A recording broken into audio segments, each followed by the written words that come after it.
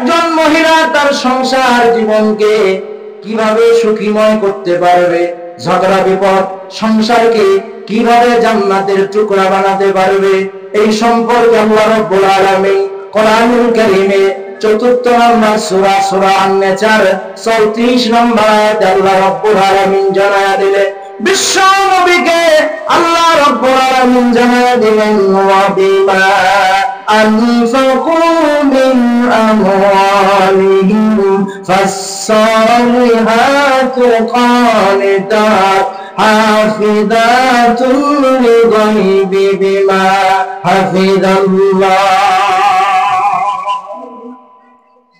রব্বুল আলামিন জানায়া দিলেন, হে রাসূল আপনি তাম পৃথিবীর মহিলাদেরকে জানায়া দেন, মহিলারা যদি 3টা গুণ অর্জন করতে পারে, নবী গো প্রেমের ছবি আমার, মহিলারা যদি মাত্র 3টা গুণ অর্জন করতে পারে, পর্দার অন্তরালের মা বোনেরা কান দুটো খরগোশের মতো খাড়া করে শুনবে।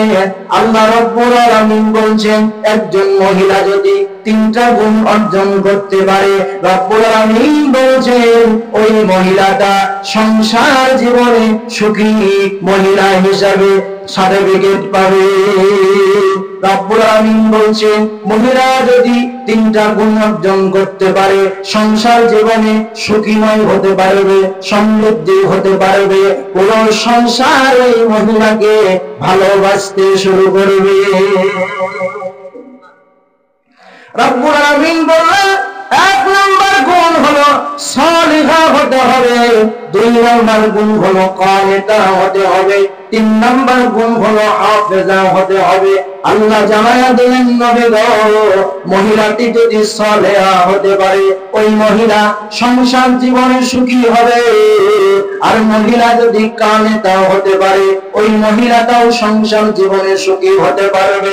নবী গো যদি মহিলাটি হাফেজা হতে পারে, আমি আল্লাহ বলে দিলাম ওই মহিলাটি, ওই আমার বান্দা বান্দিটি তার সংসার জীবনে সুখী হতে পারবে। প্রিয় ভাইরা আমার, আসুন আমরা জেনে নিই এই 3টা গুণের গুণবতী যেই মহিলা হতে পারবে, এই 3টা বৈশিষ্ট্য যে মহিলার মধ্যে থাকবে, সেই মহিলাকে তার শ্বশুর শাশুড়ি ভালোবাসবে, তার ননদ তাকে ভালোবাসবে, তার দেবর ভাসুর তাকে ভালোবাসবে। এই 3টা গুণ যদি ওই মহিলা অর্জন করতে পারে, তার প্রাণের স্বামীর কাছে সে কলিজার টুকরায় পরিণত হয়ে যাবে। লিল্লাহি তাকবীর। প্রিয় ভাইরা আমার, এবার আসুন ওই 3টা গুণ এমন কি গুণ মহিলাদেরকে অর্জন করা লাগবে। রাব্বুল আলামিন বলছেন ফাস-সালিহা, রাসূল আল্লাহ রাব্বুল আলামিন বললেন 1 নম্বর গুণ হলো মহিলাকে সালিহা হতে হবে। প্রিয় মা বোনেরা আমার, সালিহা মহিলা হতে হবে। আল্লাহর নবী মুসলিম শরীফে হাদিস বর্ণনা করছেন, 1466 নম্বর হাদিস।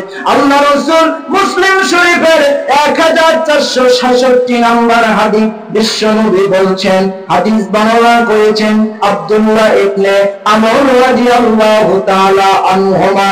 তিনি বলছেন, ইন্নাদ দুনিয়া কুল্লুহা মাতাউন ওয়া খায়রুল মাতাইদ দুনিয়া ইমরাতুস সালিহা। বলেন সুবহানাল্লাহ। আব্দুল্লাহ ইবনে মাসউদ বলেন, বিশ্ব নবী মুহাম্মদুর রাসূলুল্লাহ বলেছেন, পুরো দুনিয়াটা হলো সম্পদ, পুরো দুনিয়া হলো সম্পদ, পুরো পৃথিবী হলো সম্পদ। উম্মতেরা জেনে নাও, পুরো দুনিয়া হলো সম্পদ, কিন্তু মাতাউদ দুনিয়া ইমরাতুস সালিহা। বিশ্বনবী বললেন, উম্মতেরা জেনে নাও, পুরো সম্পদ হলো দুনিয়া, কিন্তু উত্তম সম্পদ হলো, ভালো সম্পদ হলো একজন সালেহা নারী, একজন নেককার স্ত্রী, চরিত্রবান স্ত্রী। পুরো সম্পদের মধ্যে উত্তম সম্পদ হলো একজন ভালো নারী। প্রিয় মা বোনেরা আমার, কিরকম কথা বিশ্বনবীজি বলছেন, আল্লাহ রাসূল কি কথা বললেন? পুরো দুনিয়া হলো সম্পদ, এই পুরো দুনিয়ার সম্পদের চাইতে উত্তম সম্পদ হলো একজন সৎ, একজন চরিত্রবান, একজন সালেহা নারী। প্রিয়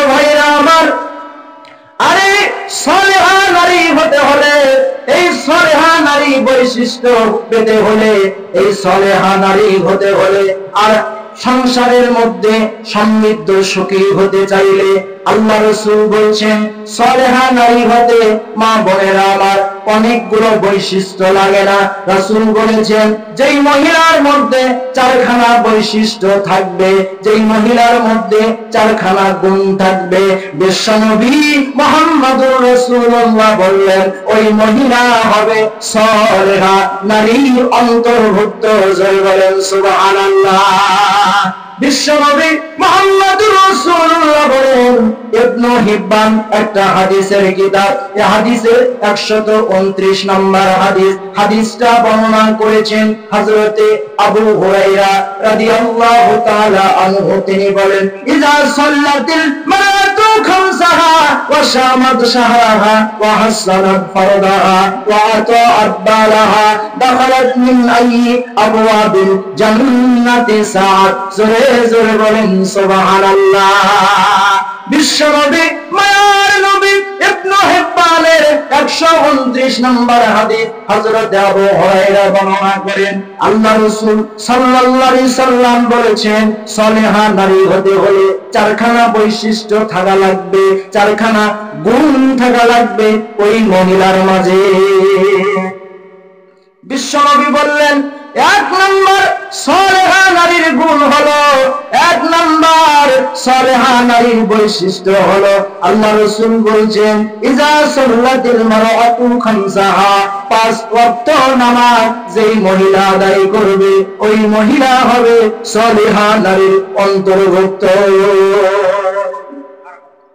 প্রিয় ভাইরা আমার, সলেহা নারী হতে হলে চারখানা বৈশিষ্ট্য লাগবে। এক নাম্বার বৈশিষ্ট্য হলো 5 ওয়াক্ত নামাজি হতে হবে। ওয়াসামাত শাহরাহা, 2 নাম্বার বৈশিষ্ট্য বিশ্বনবী মুহাম্মদুর রাসূলুল্লাহ জানায়া দিলেন রমজান মাসে সিয়াম পালনকারী ওয়ালি হতে হবে। 3 নাম্বার বৈশিষ্ট্য বিশ্বনবী বললেন ওয়া হাসানাত ফারদাহা, 3 নাম্বার বৈশিষ্ট্য বিশ্বনবী বলছেন মাথা থেকে পা পর্যন্ত মহিলাকে হেফাজত করতে হবে। এরপরে 4 নাম্বার সলেহা নারী হতে হলে 4 নাম্বার যেই বৈশিষ্ট্য অর্জন করা লাগবে বিশ্বনবী বলছেন ওয়া তাআত বালাহা, স্বামীর খেদমত করতে হবে। আল্লাহ রাসূল চারখানা বৈশিষ্ট্য বললেন সলেহা নারী হওয়ার জন্য। প্রিয় মা বোনেরা আমার, 1 নাম্বার বৈশিষ্ট্য বিশ্বনবী বলছেন 1 নাম্বার বৈশিষ্ট্য হলো 5 ওয়াক্ত নামাজি হতে হবে। 2 নাম্বার বৈশিষ্ট্য হলো রমজান মাসের সিয়াম পালন করতে হবে। 3 নাম্বার বৈশিষ্ট্য বিশ্বনবী বলছেন পা থেকে মাথা পর্যন্ত হেফাজত করতে হবে।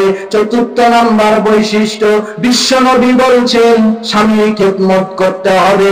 রাসূল বলছেন কোন মহিলা যদি এই 4খানা বৈশিষ্ট্য অর্জন করতে পারে এই মহিলার জন্য আল্লাহ রাসূল বলছেন আল্লাহ রাসূল বলছেন দাখালা মিন আইয়ি আবওয়াবি, আল্লাহ রাসূল বলছেন এই 4খানা গুণের গুণবতী যেই মহিলা হতে পারবে, এই 4খানা গুণ যেই মহিলা অর্জন করতে পারবে বিশ্বনবী বলছেন ওই মহিলার জন্য আল্লাহ রাব্বুল আলামিন জান্নাতের 8টা দরজা খুলে দিবে।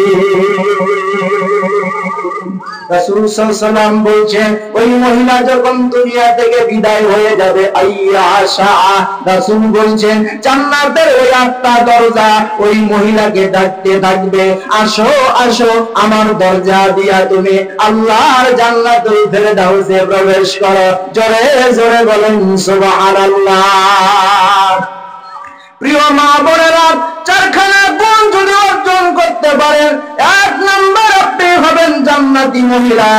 কিয়ামতের ময়দানে, মেহশারের ময়দানে তাকাসুরের ময়দানে, জিলজালের ময়দানে, ইয়াউমুল ফাসালের ময়দানে, ইয়াউমুল হিসাবের ময়দানে, হাল আতাকা হাদিসুল গাশিয়ার ময়দানে, ইয়াউমুল ফাসালের ময়দানে, ইয়াউমের ময়দানে, জিলজালের ময়দানে, কিয়ামতের ময়দানে জান্নাতের 8টা দরজা তোমার জন্য খুলে দেওয়া হবে, তোমার জন্য খোলাসা করা হবে। তোমাকে জান্নাতের 8টা দরজা দিয়া তোমাকে জান্নাতি প্রবেশের জন্য অভিনন্দন জানানো হবে। জোরে জোরে বলেন সুবহানাল্লাহ।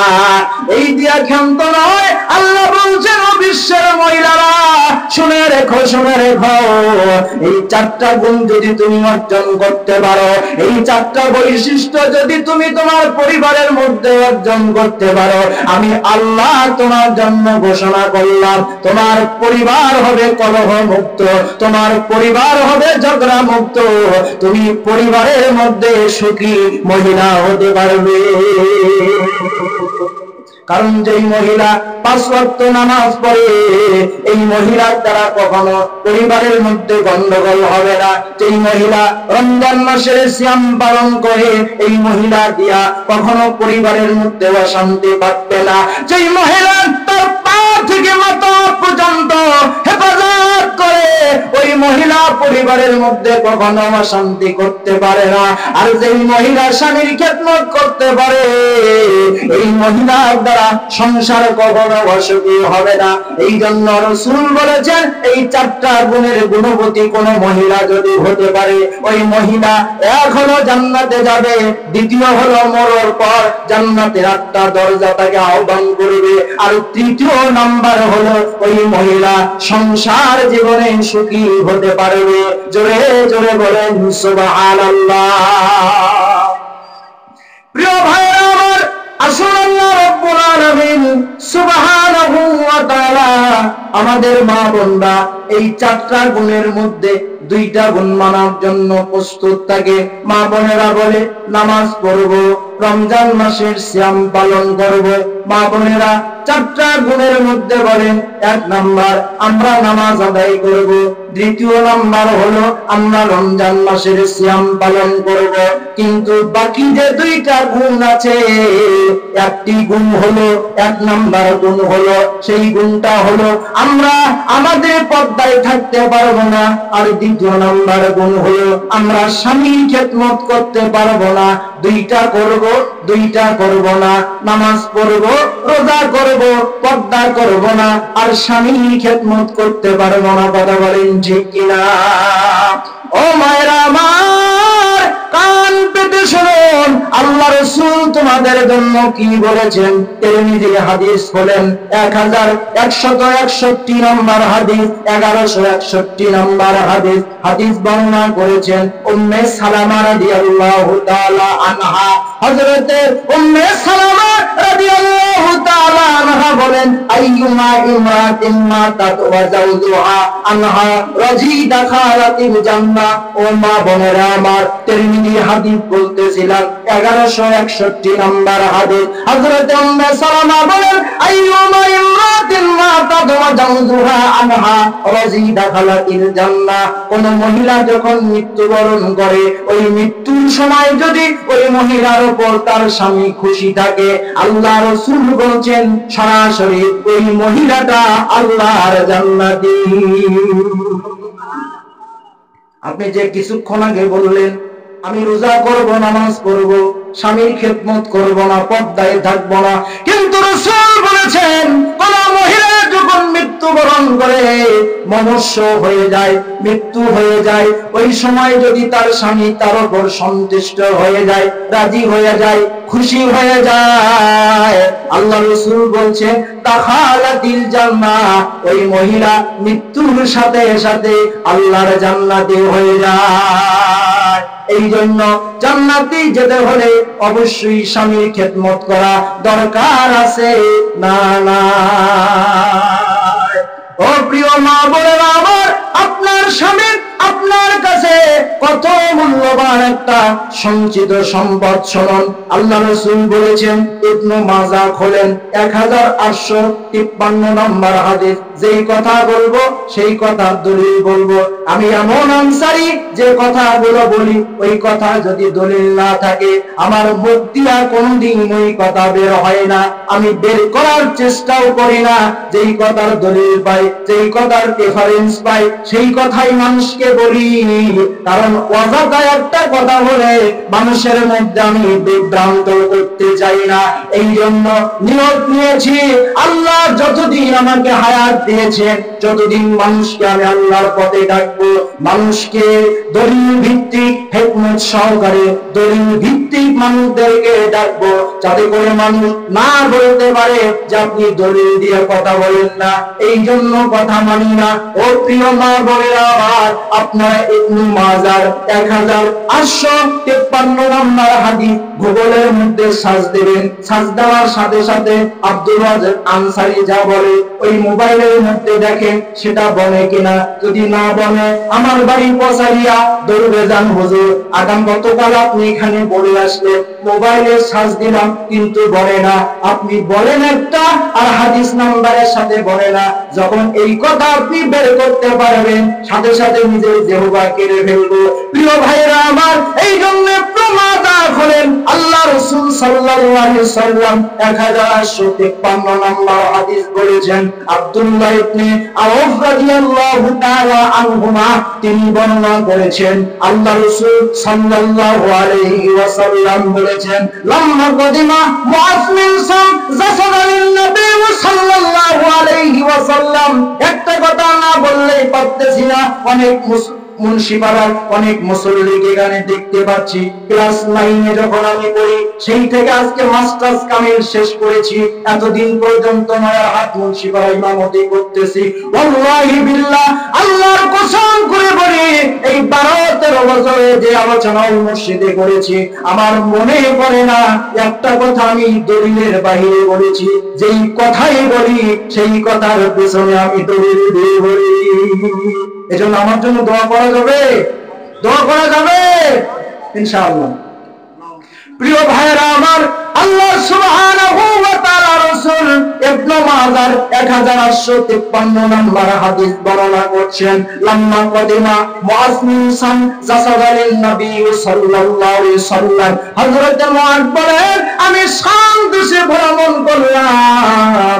আমি শাম দেশের মধ্যে লক্ষ্য করে দেখলাম ওই শাম দেশের মধ্যে যারা ধর্মগুরু যাদেরকে মানে, আমি শাম দেশের মধ্যে বেশ কিছুক্ষণ লক্ষ্য করে দেখলাম মানুষেরা ওদের ধর্মগুরুর কাছে গিয়া সিজদায় পড়ে যায়। জোরে জোরে বলেন নাউজুবিল্লাহ। হযরত মুআজ বলেন, আমার মনের মধ্যে আমি সংকল্প করলাম, আরে এই সামদেশের মধ্যে এই ধর্মগুরুকে আমি সিজদা দেব কেন? এর চেয়ে তো মদিনাতুল মুনাওয়ারার মধ্যে আখিরি জামানার পয়গম্বর বিশ্ব নবী মুহাম্মদুর রাসূলুল্লাহ রয়েছেন। সুতরাং আমি মনে মনে নিয়ত করলাম, মনে মনে হজ করলাম, সংকল্প করলাম যে আমি শাম দেশে গিয়া বিশ্ব নবীর পায়ে সিজদা দিয়ে আমি মুআজ ধন্য হয়ে যাব।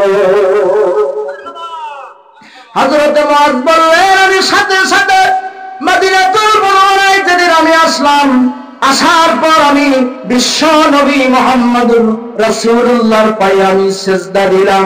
সিজদা দেওয়ার সাথে সাথে বিশ্ব নবী আমাকে বললেন, মুআজ তুমি এটা কি করলে? তুমি আমারে কেন সিজদা দিলে? কেন সিজদা দিলে? কে তোমাকে সিজদা দেওয়ার জন্য বলেছে? মুআজ কেন তুমি আমারে সিজদা দিলে? কেন তুমি আমারে সিজদা দিলে? কে তোমাকে আমাকে সিজদা দেওয়ার জন্য বলেছে? হযরত মুআজ ডাক দিয়া বলে, ইয়া রাসূলুল্লাহ, আমি শাম দেশের মধ্যে গিয়েছিলাম নবী গো, আমি শাম দেশের মধ্যে লক্ষ্য করলাম ওই এলাকার মধ্যে যারা ধর্মগুরু রয়েছে লোকেরা তাদের পায়ে সিজদা দেয়। আমি মুআজ তাদের পায়ে সিজদা দেওয়া পছন্দ করলাম। আমি নিয়ত করলাম, আমি সংকল্প করলাম আখিরি জামানা আপনার নবী মুহাম্মদুর রাসূলুল্লাহর পায়ে গিয়া মদিনাতে গিয়া সিজদা দিয়া আমি মহাধন্য হয়ে যাব, এই জন্য নবী গো আমি আপনার পায়ে সিজদা দিয়েছি। আল্লাহ রাসূল বললেন ফালা তাফআলু ফাইনি লাউ কুনতু আমারা আহাদান, মুআজ রে আর কোনদিন তুমি আমার পায়ে সিজদা দিবা না, আর কোনদিন আমি নবীর পায়ে তুমি সিজদা দিবা না।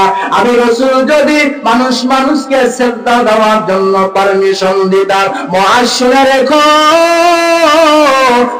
মানুষকে সিজদা দেওয়া হারাম। আমি রাসূল যদি মানুষকে সিজদা দেওয়ার জন্য পারমিশন দিতাম, মানুষকে সিজদা দেওয়ার জন্য আমি রাসূল যদি অনুমতি দিতাম, আন ইয়াসজুদা লিগাইরিল্লাহ লা আমারতু মারআতু আন তাসজুদা লিজাওজিহা।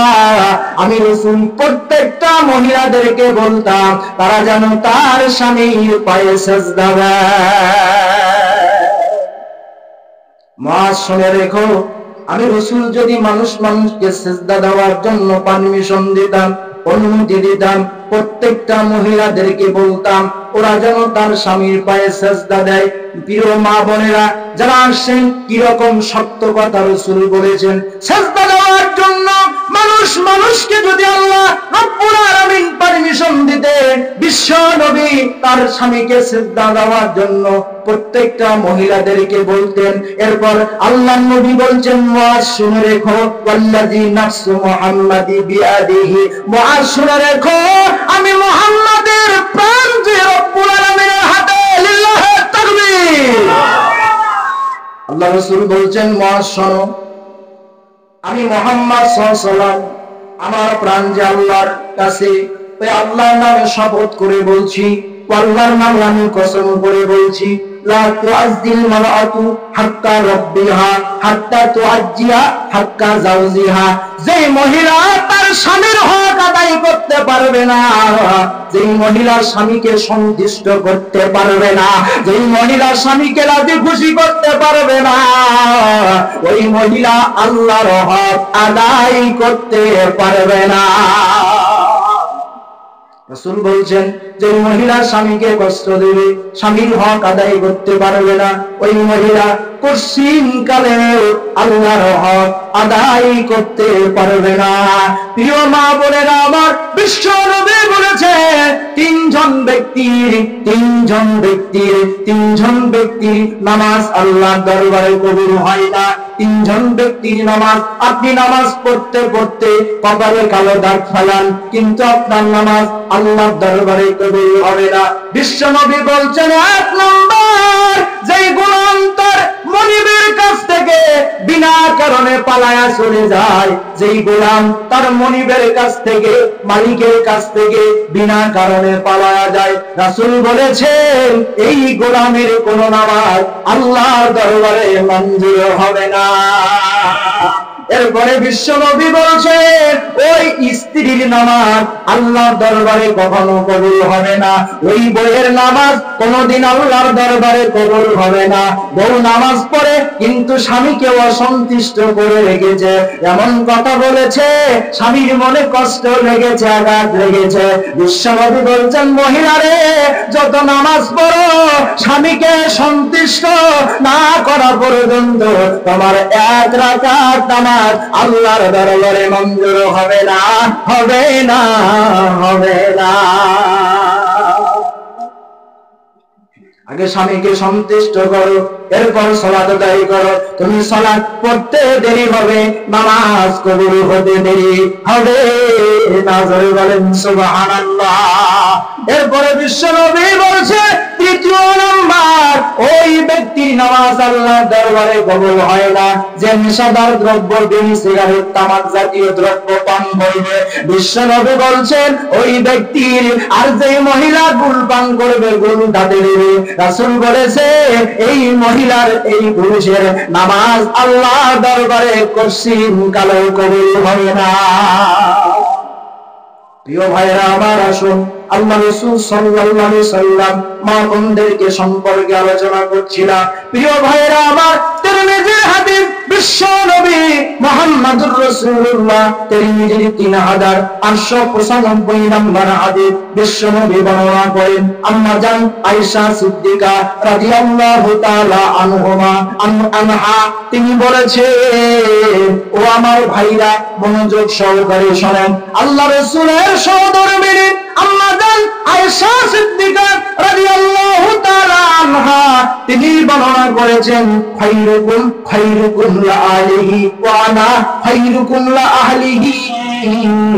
বিশ্বনবী মুহাম্মদুর রাসূলুল্লাহ বলেছেন, তোমাদের মধ্যে ওই পুরুষ আল্লাহর দরবারে সর্বোত্তম পুরুষ, তোমাদের মধ্যে ওই পুরুষ আল্লাহর দরবারে সবচেয়ে দামি পুরুষ, যেই পুরুষ তার স্ত্রীর কাছে ভালো।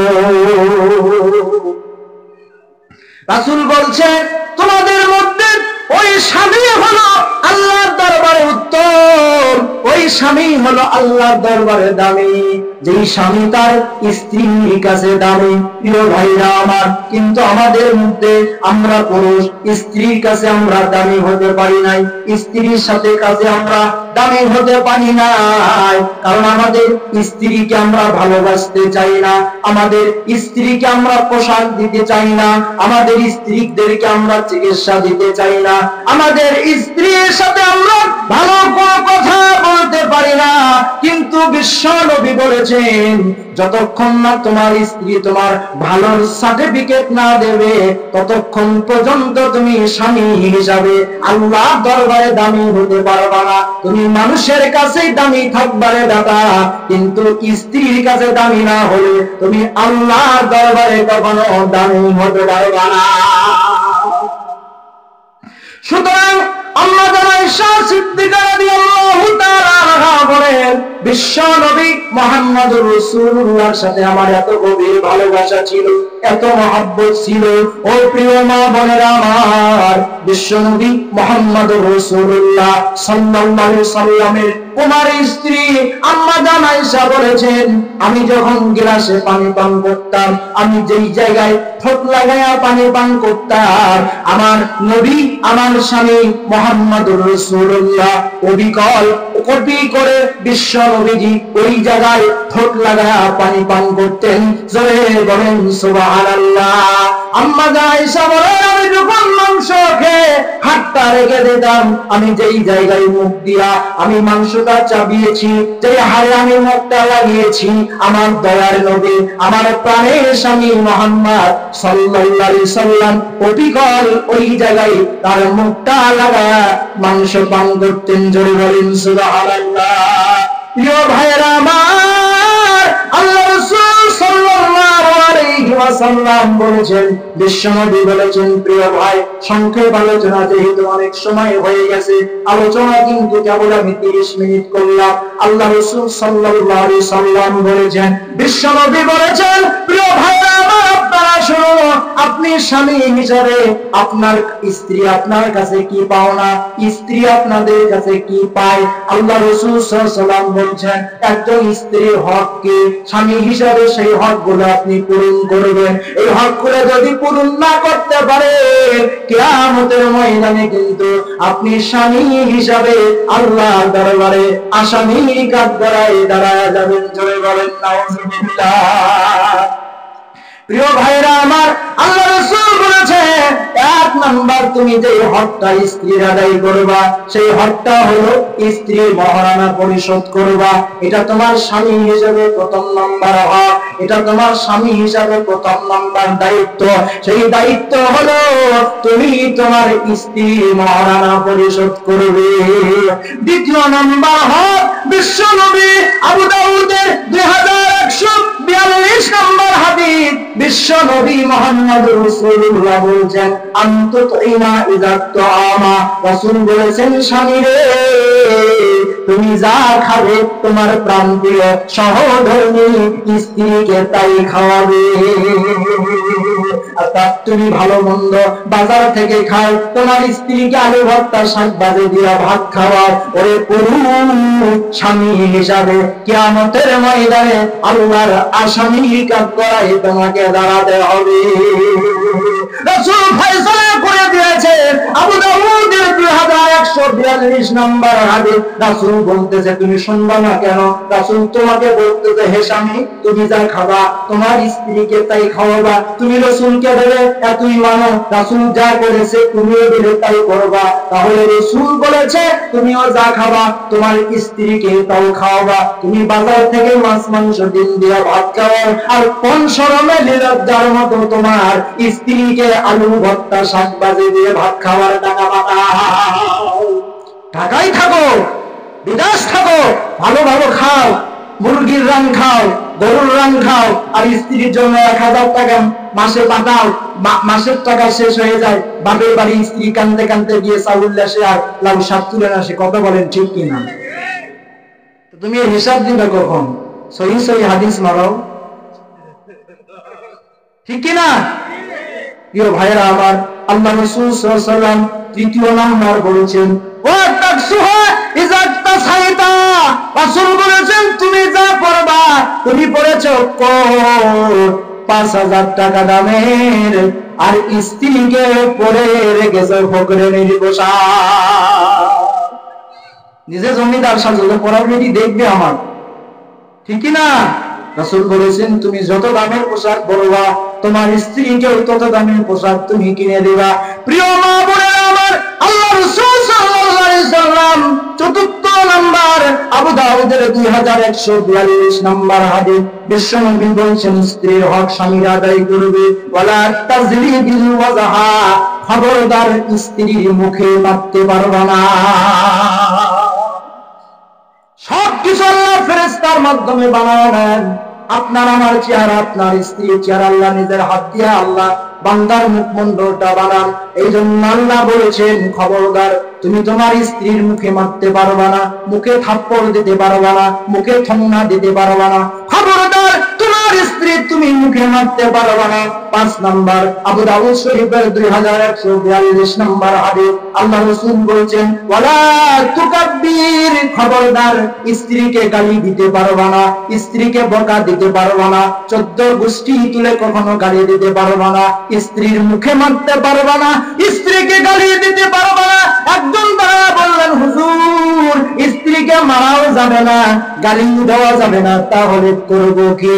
আল্লাহ রাসূল সাল্লাল্লাহু আলাইহি ওয়াসাল্লামের সমাধান সহিহুল বুখারী 3331 নম্বর হাদিস 3331 3331 নম্বর হাদিস হযরত আবু হুরায়রা বলেন ইস্তাসালতু বিন নিসাই, স্ত্রীকে মারবা না, গালি দিবা না। স্ত্রীকে যদি সোজা করতে চাও প্রতিদিন আব্দুল ওয়াজেদ আনসারীর মতো যেভাবে ওয়াজ করতেছে প্রতিদিন স্ত্রীর কাছে এইভাবে কোরআন এবং হাদিস দিয়া জান্নাত জাহান্নামের ওয়াজ করবা, তাহলে অটোমেটিক আল্লাহ তোমার স্ত্রীকে সোজা বানায়া দেবে। রাসূল বলেছেন স্ত্রীকে মারবা, ফান্তাসকা মিন তরিকি, ভাঙ্গে যাবে, মুসকে যাবে, বেদগামে বাগুন্না করবে, না হলে একজনের হাত ধরে পলাই যাবে। খবরদার স্ত্রীকে মারলে স্ত্রী আর সোজা হবে না, বাঁকা হবে। কারণ ফান্তাসকা মিন তরিকে, মহিলাদেরকে বানানো হয়েছে বাঁকা হাড় দিয়া। যখনই সোজা করতে যাবে যখনই সোজা করতে যাবে তখনই মস্কে যাবে, ভাঙ্গে যাবে। এই জন্য বিশ্ব নবী মুহাম্মদুর রাসূলুল্লাহ বলছেন তোমরা স্ত্রীর কাছে মাসলা মাসাইল বলবা, তাদেরকে কোরআন এবং হাদিস দিয়া জান্নাত জাহান্নামের ভয় দেখাবা, তাহলে অটোমেটিক আল্লাহ তোমার স্ত্রীকে সোজা বানায়া দেবে। সুবহানাল্লাহ। প্রিয় ভাইরা আমার, এরপরে 6 নম্বর স্ত্রীর হক যেটা স্বামী হিসেবে আপনি পূরণ করবেন। আল্লাহ রাসূল সাল্লাল্লাহু আলাইহি ওয়াসাল্লাম বলেন তাকে কষ্ট কখনো তুমি দিবা না। তুমি কি একবারও ভেবে দেখো না তোমার স্ত্রী এসেছে সেই দিনাজপুর থেকে, তোমার স্ত্রী এসেছে খাগড়াছড়ি বান্দরবন থেকে, তোমার স্ত্রী এক গ্রাম থেকে তোমার কাছে এসেছে, তার আদরের বাবাকে ছেড়ে এসেছে, আদরের মাকে ছেড়ে এসেছে, আদরের বোনকে ছেড়ে এসেছে, আদরের ভাইকে ছেড়ে এসেছে। এই জন্য রাসূল বলেছেন খবরদার ওই রকম কমলমতি মহিলাকে তোমরা কখনো কষ্ট দিতে পারবে না। এরপরে বিশ্ব নবী বলছেন স্ত্রীর 7 নম্বর হক যেটা তুমি স্বামী হিসাবে পূরণ করবে। আল্লাহ রাসূল বলছেন সর্বদাই তুমি তোমার স্ত্রীর সাথে হাসি মুখে কথা বলবে। জোরে বলেন সুবহানাল্লাহ। বিশ্ব নবী বলছেন তোমার স্ত্রীর সাথে তুমি যতক্ষণ হাসি মুখে কথা বলবা ততক্ষণ কিরামান কাতিবিন তোমার আমল নামার সাবজা সব লিখতে থাকবে। প্রিয় ভাইরা আমার, স্ত্রীর হক আমি সংক্ষেপে বলছি। আল্লাহ রাসূল বলছে স্ত্রীর ভুল হলে তুমি সেটা মাফ করে দিবা, কিন্তু ওই স্ত্রীকে তুমি মাফ করবে না। যে স্ত্রী শরীয়তের বিরুদ্ধে যাবে, শরীয়তের বিরুদ্ধে আচরণ করবে, ওই স্ত্রীর কোনো ক্ষমা নাই, ওই স্ত্রীর কোনো মাফ নাই। কিন্তু স্ত্রীকে এই দোষগুলো তুমি ক্ষমা করবে। যেমন স্ত্রী হাতে গ্লাস নিছে, হাত থেকে গ্লাসটা ভেঙে গেছে, আপনি বলতেছেন হে অমুকের বেটি গ্লাস কেন ভাঙলে?